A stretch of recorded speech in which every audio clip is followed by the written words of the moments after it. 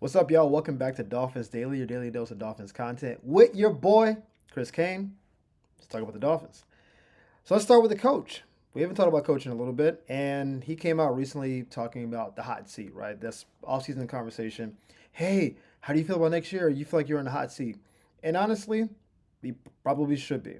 Even as a fan of the coach, ultimately you're judged by your team's success. 3 years, no playoff wins. That usually equates to a hot seat. Nick Sirianni went to a Super Bowl and was on a hot seat until like week 8 of this year. People are like, Nick don't win a Super Bowl this year, he's out. I'm like, really? That guy went to the Super Bowl. So it's a weird thing with hot season coaches nowadays. Like if you're not Andy Reid or I guess Kyle Shanahan or Sean McVay, basically everybody else,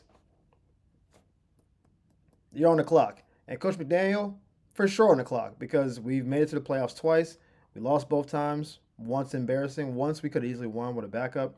Last year, disaster. Totally get it, right? He should feel like things can go either way.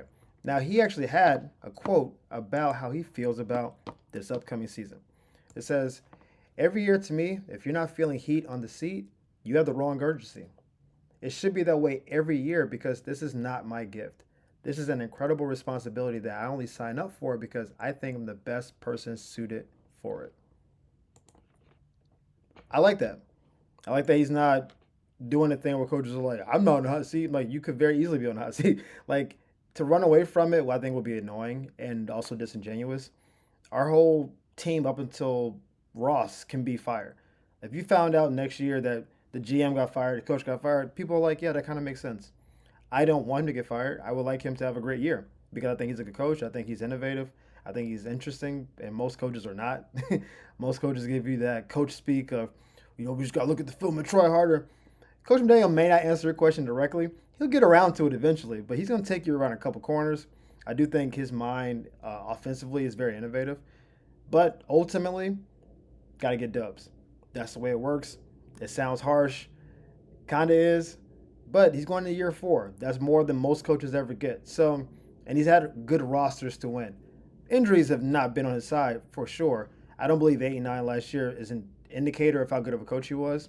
I think if you point out the offense should have been better under the two backups, okay, perhaps that's a reasonable choice. But to say that the team collapsed because he's a bad coach, I don't think that's reasonable. I think that's unfair. But who cares? Who cares? Like either you're winning or you're not. And so I hope that we turn it around. You got to win at least 10 games. You got to get in the playoffs. You got to get at least one playoff win.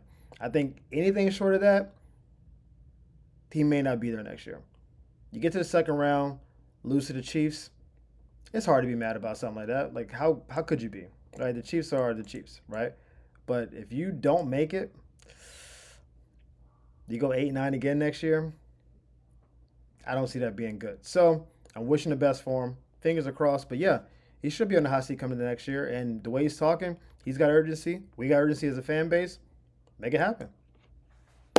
So there are a lot of mock drafts going around, and now we're kind of getting more and more out of the first round. I keep seeing Will Johnson now going to the Dolphins in the first round, which again, I love. Not an SEC corner. Who cares? I think he's the best cover corner in the draft. I'm a big fan. But we're looking into second, fourth round, fifth round, and on options. And now we're looking into Jonah Savaiinaea. I think I've said the name correctly. I heard it a couple different ways, so if I got it wrong, that's on me. Jonah plays for Arizona, and he played tackle last year, but before that he played guard. So y'all know how I feel about versatility at the offensive line position. I want guys that can just plug and play and move around. He's better at tackle than guard, but he played guard for a full season. So we know he knows the assignment. We know that he can do it. And he played both guards. So whichever side we think we need to shift him to, he can do. Big frame, 6'4", 324. The biggest thing about his game is that he's pretty athletic, right? He's rated like top 7 in athleticism for offensive lineman, which is great because he's probably rated like 10th overall as a prospect, but top 7 athletically, right?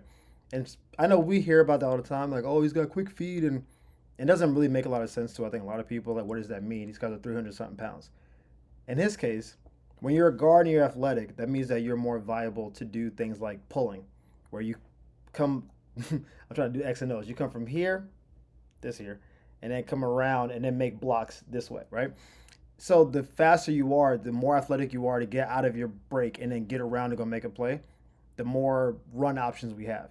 If you have slow footed, big guards who can't get out of their stance to go make plays, it just changes what you can do in a run game. And because of how Coach McDaniel coaches the offense, our run packages are all over the place. I'm sure we've all seen the thing where guards pull this way, but the pitch goes that way. So the defense is like, where's the ball? Because typically linebackers follow the guard. So if the guard goes at this way or that way, they move, and if the pitch is going that way, the whole idea is to get them just off balance enough that Achan can catch the ball and get out of there, right? That's kind of the idea behind it.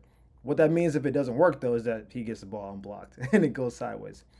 But being able to move around, being able to get in and out of your stance, he's got a good frame, obviously, pretty good hands. The worst thing about his game is that he's not good at bull rushes, right?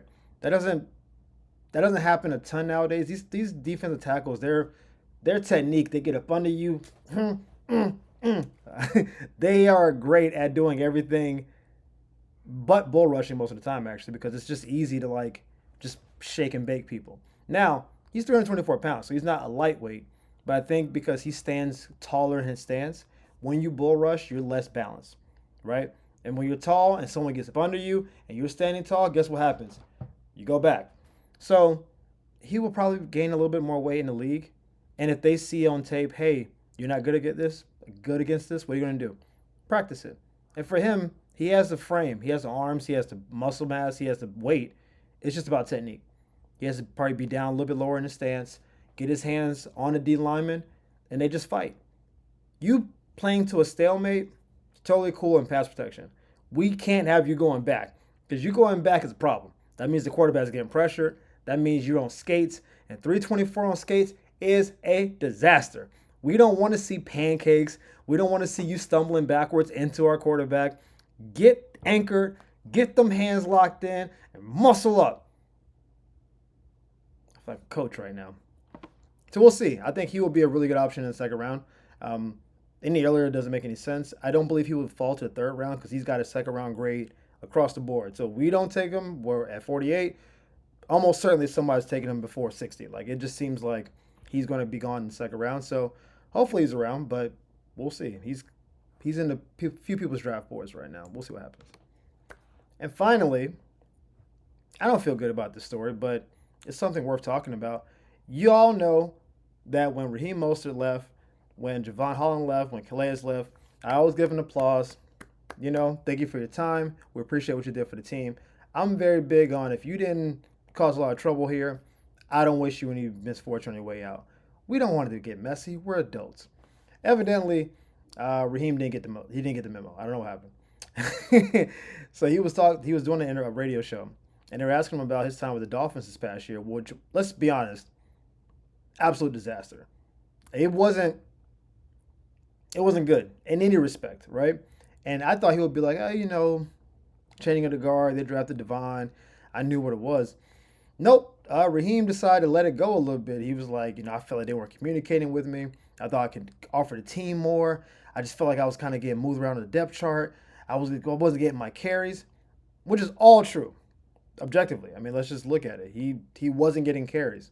But then when you look at it, he got hurt in week 1. He missed 4 weeks, lost the game arguably in week 7, lost the game arguably in week 9. So he was averaging like 4 yards a carry at best, some games 3 or less. I don't know. Listen, I'm not going to say Raheem is washed. Can't say that. Running backs can have a resurgent year, sometimes getting in a new city behind a new offensive line. Who knows? I know last year, that wasn't the same dude I saw on the field. It wasn't the same dude. I didn't see that burst. I didn't see that explosion. I didn't see that I could hit my head on the goalpost speed. I never saw it. I didn't see him breaking tackles. That was a different dude I saw last year. Now, that could have been here. Like, he could have felt like the organization doesn't want me. Y'all not giving me your best, so I'm not giving you my best. There could have been some of that going on. But what I saw between the lines was not the same dude. I love Raheem Mostert. I love the way he runs. He's got this smooth, like, gait where it looks like you never really know if he's running full speed or not. He doesn't, like, change his head bobby motion. He just takes off, and he just kind of glides. I love the way he runs. I was very happy when we signed him. And what I saw last year was a dude that looked like he didn't know where the holes were. He didn't run with purpose. It honestly looked like he was running like I don't want to get more carries. And that's the biggest indictment I can give to any running back. Because running backs are always doing the, hey, feed me, because they get stronger as the game goes on. Defenses get tired. When they start wearing down, that's when you pick it up. I would see him run and get 2 yards in a cloud of smoke and just kind of. And I don't know if it was because they told him, hey, you're only getting 4 carries for the day. And he's like, well, it's a quarter of my day gone. Or if it was just a, y'all don't really want me here. You drafted Jalen Wright. You got Devon. You don't really want me, so I'm not going to give you my best. I don't know what it was. That wasn't the same dude last year. And it was frustrating to watch. Did I draft him in my fantasy team last year? Perhaps. Perhaps I did. So what? I'm not biased. I mean, he only had 21 total touchdowns and then three. It's not like that's a crazy drop off or nothing. But even that, like, I can't say that the team didn't treat him well. I will say he didn't do anything on the field that would have made me give you more carries. He didn't have a 60-yard run. And then they said, hey, you're done for the day. We have 4 carries for 9 yards. I don't know why you think a fifth carry is coming. Now, when we have two younger running backs that are cheaper than you, I don't know where that works. But seems like he has some beef. There's been no comment from the organization. There probably won't be. Hopefully, this is the end of it. But Raheem, we still have love for you here on Dolphins Daily. Not the best way to go out, but oof, I guess that's a perfect way to cap off arguably your worst season. So, thank you for tuning in to Dolphins Daily. Appreciate the love and support. Thank y'all for the likes and subscribes. We'll see you guys next time on Dolphins Daily. Peace.